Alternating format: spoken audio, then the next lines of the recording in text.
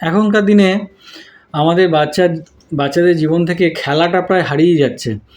খেলা মানে এখন শুধু ভিডিও গেম হয়ে যাচ্ছে বা মোবাইলে খেলা হয়ে যাচ্ছে বা আম পুরোপুরি ইনডোর গেম হয়ে যাচ্ছে।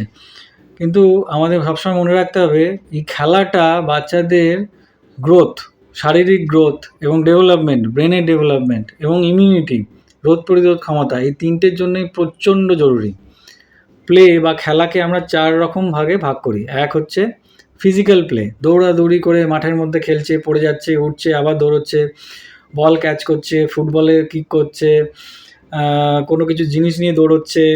এইগুলোতে মাসল স্ট্রেংথ বাড়ায়, হ্যান্ড আই কোঅর্ডিনেশন বাড়ায়, সে যে পড়ে যাচ্ছে উঠে আবার দৌড়চ্ছে, বডির ব্যালেন্স বাড়ায় এবং কনফিডেন্স ফিল করে। সে দৌড়োতে ভয় পায় না, সে পড়ে গেলে ভয় পায় না, সে উঠে আবার দৌড়োতে শুরু করে।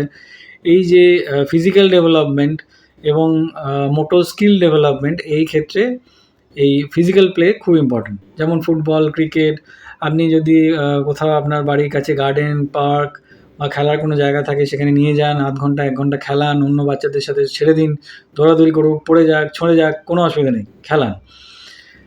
শুধু একটু মশার ওই ওডোমস টাইপের কিছু মাখিয়ে দেবেন যাতে বেশি মশা টশা না কামড়ায়, কিন্তু খেলতে নিয়ে যেতে হবে। ফিজিক্যাল খেলাটা খুব ইম্পর্ট্যান্ট। তাহলে ফার্স্ট হলো ফিজিক্যাল প্লে। সেকেন্ড হলো ইমিটেটিভ প্লে বা ইমাজিনারি প্লে বা রোল প্লে।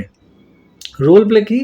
সে টিচার হয়েছে, সে আপনাকে পড়াচ্ছে, বা সে পুলিশ হয়েছে, সে এসছে আপনার সাথে পুলিশ খেলছে, বা সে মা হয়েছে, সে রান্না করে বাচ্চাকে খাওয়াচ্ছে, সে বাবা হয়েছে, সে অফিস যাচ্ছে। এই যে রোল প্লেটা বাচ্চার ক্রিয়েটিভিটিকে জাগায়। বাচ্চা অনেক কিছু চিন্তা করে, অ্যাবস্ট্রাক্ট থিঙ্কিং করে, জিনিসটাকে কপি করে। এই যে ক্রিয়েটিভিটি, আমরা যে ক্রিয়েটিভ রাইটিং বলি বাচ্চাদের, এই ক্রিয়েটিভিটি বাড়ায় হচ্ছে রোল প্লে। সো এই রোল প্লে আপনি বাচ্চার সাথে করতে পারেন, কোনো বড় বাচ্চার সাথে করাতে পারেন।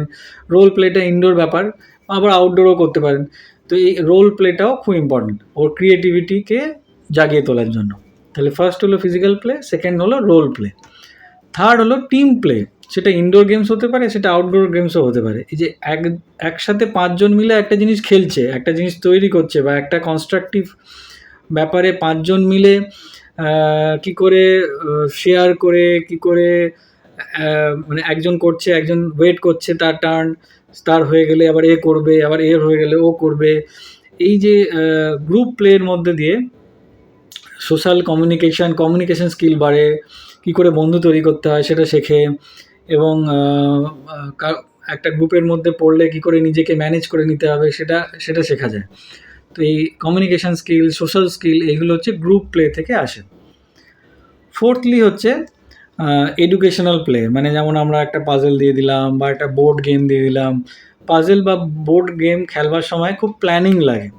তো এই প্ল্যানিং বা থিঙ্কিং প্রসেসটাকে বাড়ায় এই এডুকেশনাল প্লে। তো এই ৪ রকম প্লেই কিন্তু বাচ্চার গ্রোথ, ডেভেলপমেন্ট, ইমিউনিটি, প্ল্যানিং এবং তার হলিস্টিক ডেভেলপমেন্টের জন্য খুব ইম্পর্ট্যান্ট। অনেকে খুব প্রাউড ফিল করে, আমার বাচ্চা এবিসিডি শিখে গেছে, এবিসিডি লিখতে পারে, এবিসিডি বলতে পারে, বড় রাইম বলতে পারে। ভালো, সেটা খুব ভালো, সেটা একদিক। কিন্তু এই প্লে ব্যাপারটাও খুব ইম্পর্ট্যান্ট। এই বাচ্চার জীবন থেকে খেলা হারিয়ে গেলে হবে না। তাকে কোথাও নিয়ে গিয়ে দৌড়াদৌড়ি করাতে হবে, তার সাথে রোল প্লে খেলতে হবে, তার সাথে বোর্ড গেমস খেলতে হবে, তাকে একটা গ্রুপের মধ্যে ৪-৫টা বাচ্চার সাথে একটা গ্রুপ প্লেও করাতে হবে। এই সমস্ত প্লেগুলো করালে বাচ্চার ডেভেলপমেন্ট, গ্রোথ সব দিক দিয়ে ঠিক থাকবে। Thank you.